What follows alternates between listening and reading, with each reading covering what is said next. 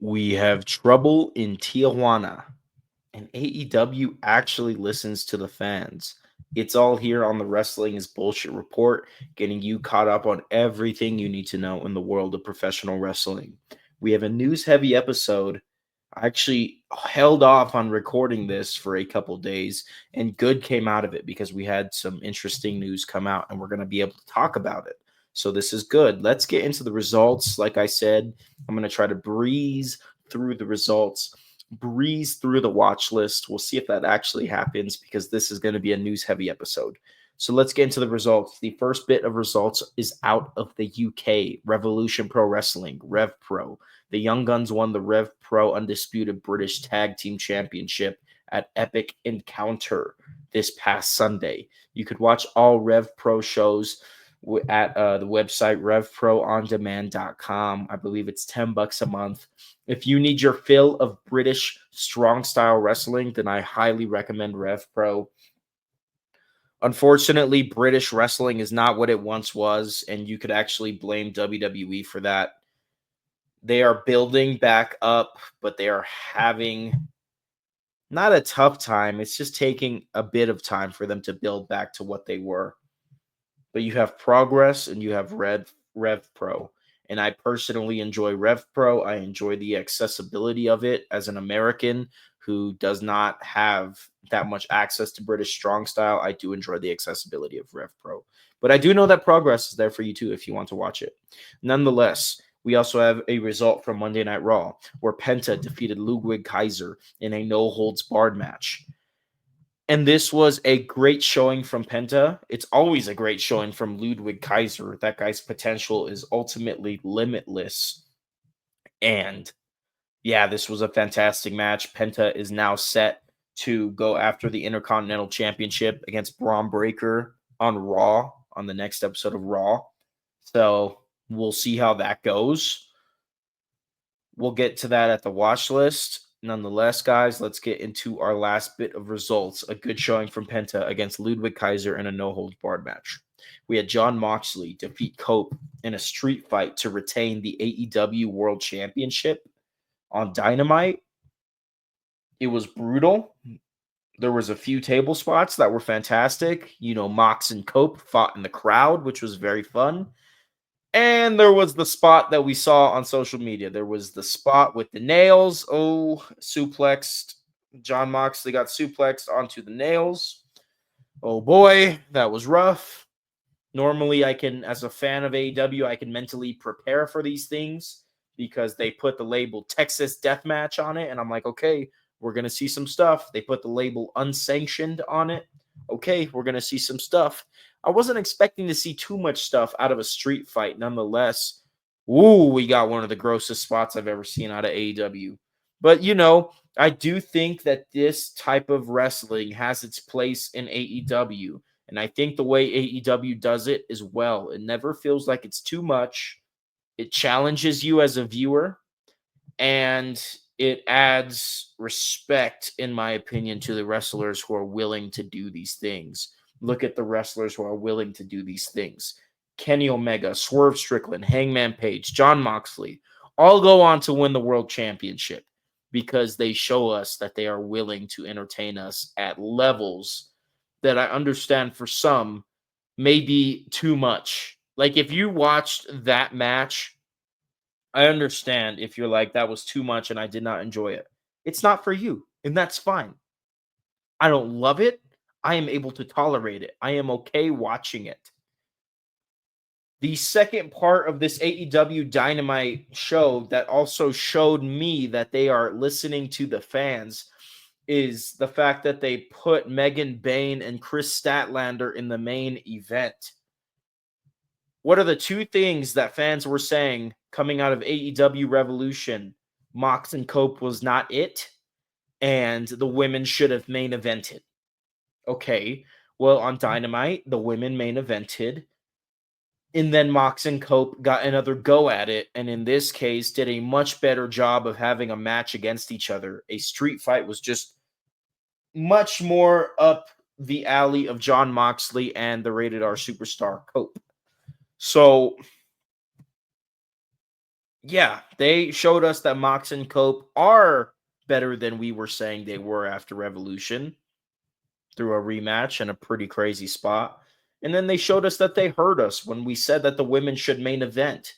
Does it fix Revolution? No, but Revolution wasn't even that bad of a show as is. Could it have been better? Yes. Was I still thoroughly entertained? Absolutely. So AEW has developed this reputation of not listening to criticism, not listening to feedback, not listening to the fans. But for them to go on Dynamite and have the women main event, as well as have Mox and Cope get another go at it on TV, that shows us that they're listening. That is a step in the right direction. If they keep this good work up and listen to the fans and learn from things, they'll be good. Watch this show because I have several suggestions for AEW and how they could be at their very best. Am I entertained by AEW? Have they been doing good? Sure. Can they be better? Yes. And I will always be giving suggestions. And a lot of fans had suggestions coming out of Revolution. So for AEW to make those adjustments, it ultimately shows me that they want to listen. And I appreciate that. I'm excited to see them evolve and grow and become everything they can be for the betterment of wrestling as a whole. Because if they're evolving and growing and making fans happy, WWE is only going to look to get better and better. And I know you're thinking what I'm thinking. How much better can WWE get? If AEW keeps kicking, they're going to find a way to get better. And we, the fans, are going to benefit from being thoroughly entertained from masterclass, marvelous storytelling and sports entertainment in pro wrestling. Let's get into the news, guys. A very light week in results. And the news may run a little long, but I can assure you the watch list only has 2 shows on it. So let's get through this. And let's have a good time while doing it. WWE is to have a roast of WrestleMania event after WrestleMania Night 2 in Vegas on Sunday night. It will be very interesting to see what this is. You see, stand-up comedy and pro wrestling are actually a medium where a lot of fans intersect. As you know, a lot of stand-up comics are humongous pro wrestling fans. Pro wrestling is actually a hot topic when it comes to stand-up comedy at times, not all the time, but at times. So for WWE to have this roast of WrestleMania show, which I don't know will be accessible to those of us who will not be in Vegas, I guess we'll have to find out. It's very interesting. I think there's a lot of potential to make this a yearly tradition with WrestleMania. Bring stand-up comedy into the mix. Bring Gabriel Iglesias into the mix. Get Bill Burr's take on WrestleMania. Sit him ringside and see what he thinks of the show. Oh my gosh, that would be hilarious. There are several comics that watch pro wrestling. There are several comics that would make me laugh by reacting to pro wrestling hours after WrestleMania in the same night. That would be hilarious. That would be fantastic. The roast of WrestleMania is coming this year, and I'm excited to see the potential of this because it could be awesome. Alberto El Patron got into some trouble. The AAA Mega Champion had pesos thrown at him at a AAA show in Tijuana. Alberto El Patron absolutely lost his cool. When the coins were being thrown at him, he entered the crowd to physically get involved with the fans that were throwing the coins at him. And ultimately, this led to a huge scuffle. An elderly woman who was in attendance for the show was injured and rushed to the hospital. The Tijuana Wrestling Committee has now deemed Alberto El Patron outlawed from wrestling in Tijuana. Crazy. This is crazy. We haven't talked about AAA in a while. That unfortunately comes alongside their downfall, if you will. I truly think with CMLL becoming accessible to an American audience, you see CMLL is the oldest active wrestling promotion in the world. They do shows out of Mexico City, Guadalajara, in Western Mexico, if I'm not mistaken, weekly. Their arenas were specifically made for them in the 1930s. They have been around since the 1930s. The 1930s. So the one thing was they were only accessible to Mexico through Mexico's television for the longest time, but through YouTube, through a pretty expensive price that some would say is worth it because CMLL is that amazing. They have now become accessible to the rest of the world. And unfortunately, a lot of stars that you would see in AAA have went and signed with AEW, and now that Penta and Rey Fenix are signed with WWE as well.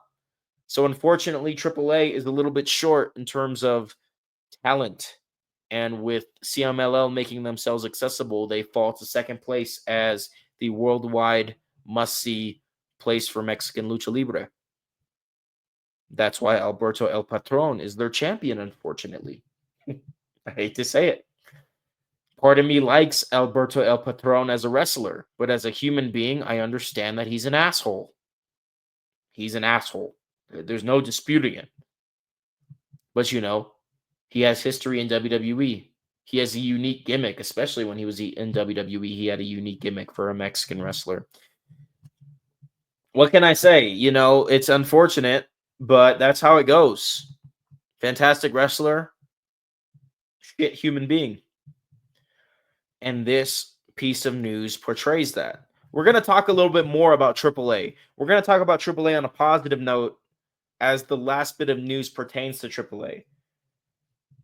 Let's move on. David Finlay won the New Japan Cup tournament. David Finlay is the number one contender to the IWGP World Heavyweight Championship, the leader of Bullet Club. Will be challenging Hiroki Goto for the IWGP World Heavyweight Championship. It'll be interesting to see what happens. As you know, for those of you that watch New Japan, the IWGP World Heavyweight Championship has been held by more gaijins than homegrown stars in New Japan. I wouldn't say homegrown stars. I'd say Japanese wrestlers. You see, back then, we got a lot of Japanese wrestlers holding the IWGP World Heavyweight Championship. Makes sense. It's New Japan Pro Wrestling. But as of recent, the guys that have been ready to lead the company, Jon Moxley, Zack Sabre Jr., now potentially David Finlay, Will Ospreay before he came to AEW. Those guys have been ready to hold the IWGP World Heavyweight Championship and have done so. So it'll be interesting to see if another gaijin, for those of you that don't know, gaijin actually translates to outsider. I'd say gaijin is a non-Japanese wrestler that wrestles for New Japan. That is the definition in this specific case. But we have another gaijin as the number one contender for the IWGP World Heavyweight Championship. I think David Finlay is absolutely ready to be IWGP World Heavyweight Champion. I would love to see him as IWGP World Heavyweight Champion. But part of me would also like to see Hiroki Goto hold the title for a bit longer. Just because we've had way too many gaijins with that world title as of recent. We'll see what happens. I'll be happy either way. It'll be a good match. I'm very excited to see and cover this match. The New Japan Cup has been fantastic, as it is every year. Let's move on. Matt Riddle, ex-WWE star, now doing freelance work for AAA and MLW, claims that Sami Zayn and Kevin Owens are quote-unquote hard to work with in WWE. Now, this is a first, if you ask me. I have yet to hear anyone else say that Kevin Owens and Sami Zayn are hard to work with. What I can imagine is, Sami Zayn and Kevin Owens are passionate about storytelling, passionate about wrestling. That same passion aligns with Triple H and company creatively. Can that bring up stubbornness? Sure, I'd imagine so. And maybe there was an incident where that happened. Maybe there was an incident where Kevin Owens and Sami Zayn wanted to make something the best that it possibly could be. And it came off to Matt Riddle as quote-unquote hard to work with. I don't know. I just know that's what he said.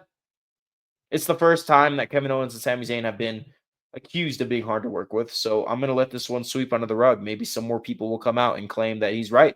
But for now, perhaps it's just passion. perhaps Matt Riddle, Sami Zayn, and Kevin Owens had a lot more control than they do now in modern WWE because Vince McMahon was doing a poor job creatively, and Kevin Owens and Sami Zayn might have found a way to control their destiny with Vince McMahon's booking. And that came across to Matt Riddle as hard to work with.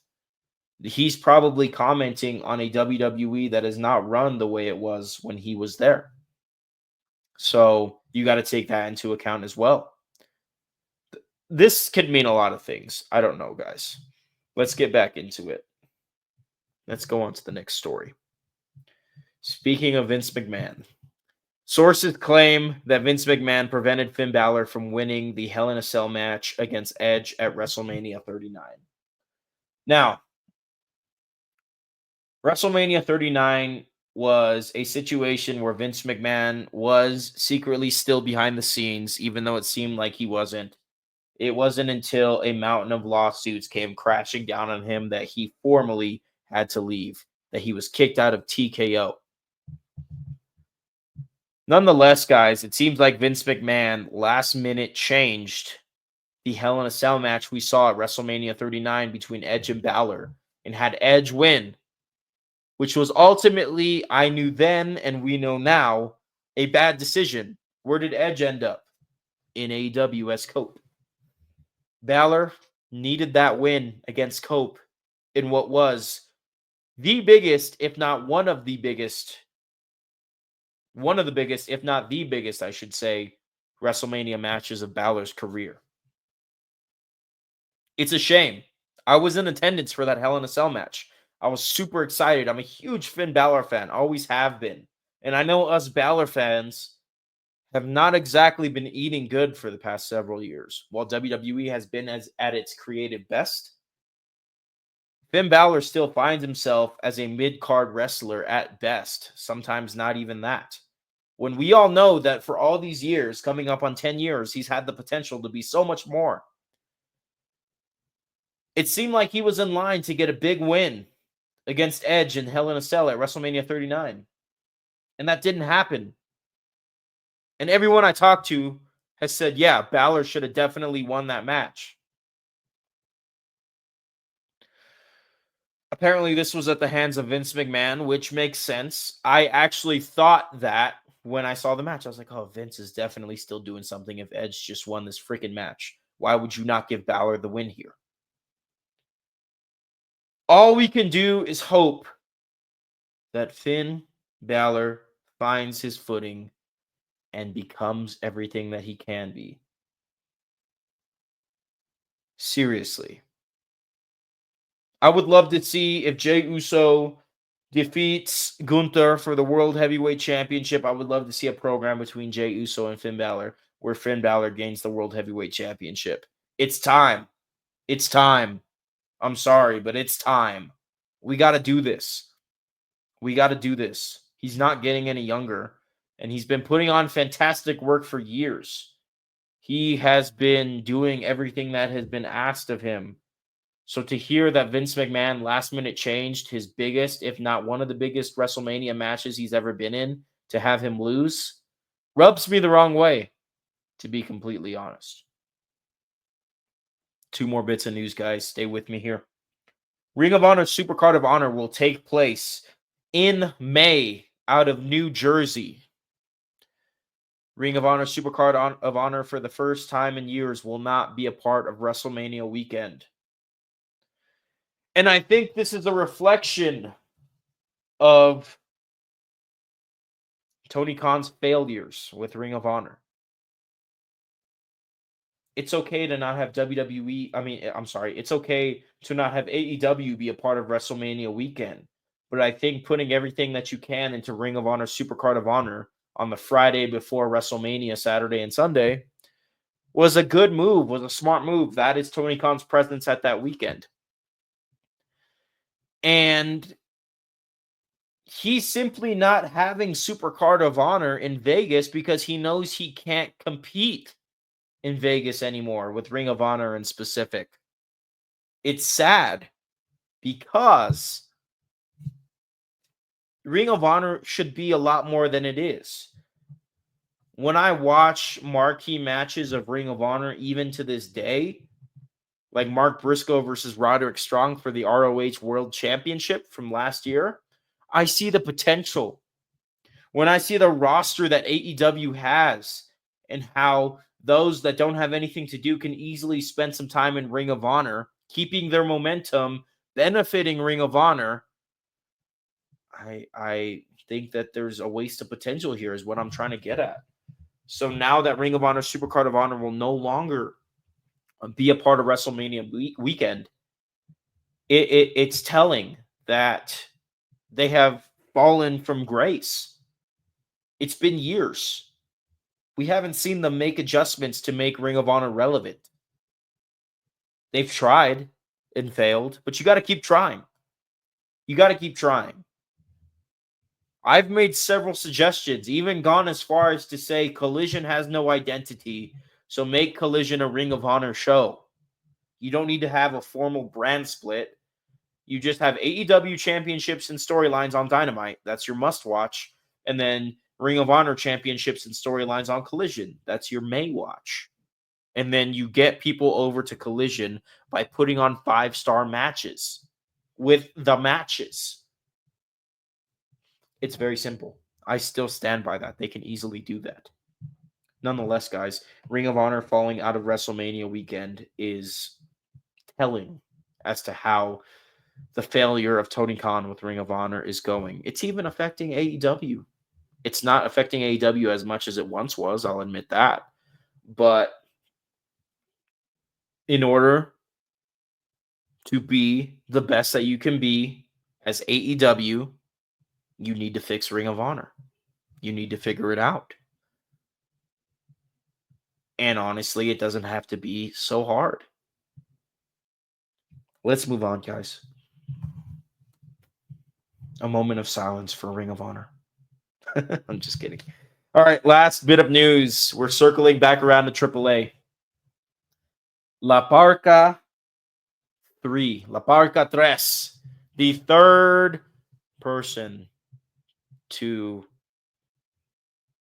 use the La Parka gimmick has debuted at AAA Rey De Reyes. Now, for a roster that is ultimately struggling, who do you have? Vikingo? That's it. You even lost Octagon Jr. You have Vikingo, and now you have La Parka. A much-needed addition to the AAA roster. A very fun gimmick. A timeless gimmick. I'm excited to see what comes of this young man in AAA, La Parka 3. I think they're just going to call him La Parka, but it is the third guy to hone the gimmick. He has debuted, and he will be an excellent addition to the AAA roster. Much needed. You want to get back you want to get back on track. You want to make a step in the right direction, especially after days ago where El Patron put AAA's promotion in the news in a bad way. This is how you do it, La Parka. We'll see how this goes. AAA has all the potential in the world. We know that they've been in discussion to work with WWE in the past. We heard about that recently.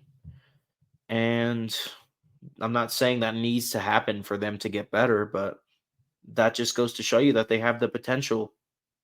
They have huge potential. So this addition to the roster, who has big shoes to fill, is a fantastic step in the right direction for AAA. We covered something very bad that happened in AAA, and now we're covering something very good that happened in AAA. A fantastic addition to the roster. Let's get into the watch list, ladies and gentlemen. Let's get into the watch list. We have two shows here. We have Monday Night Raw, where Lyra Valkyria will be defending the Women's Intercontinental Championship against Raquel Rodriguez, in which should be a fantastic match. Lyra Valkyria is still crafting what the legacy of the very first Women's Intercontinental Championship reign will be. And this is the next chapter in that story. And then we also have Braun Breaker defending the Intercontinental Championship against Penta. A must-watch episode of Monday Night Raw. Absolutely.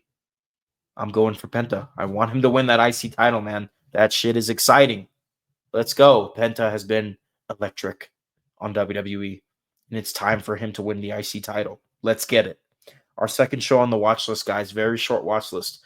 Tuesday, NXT. We have Lexis King defending the Heritage Cup against Javon Evans. Javon Evans is my favorite wrestler in NXT right now. He's fantastic, and he's fighting for the NXT Heritage Cup against Lexis King, who is also doing very good work. NXT has grown to be a must-watch show. NXT is in one of its best eras right now. Watch NXT this week. We also have Stephanie Vaquer defending both her championships in two separate matches. In the first match, the opening match of the night, Stephanie Vaquer will defend the NXT Women's Championship against Jada Parker. Money. And in the main event, Stephanie Vaquer, wrestling for the second time on one show, will defend the Women's North American Championship against former champion Fallon Henley. This is going to be a special night for Stephanie Vaquer. This is going to be awesome. You throw Javon Evans fighting for the Heritage Cup into that mix, this becomes the most anticipated show of this upcoming week, in my humble opinion. So that's the watch list, guys. Monday Night Raw, NXT. Other than that, man, take a break, watch some March Madness, watch some Daredevil Born Again, watch Severance. I just watched Severance on Apple TV. That was fantastic. Whenever there's not too much to watch in the world of wrestling, refresh your batteries, because we are still on the road to WrestleMania.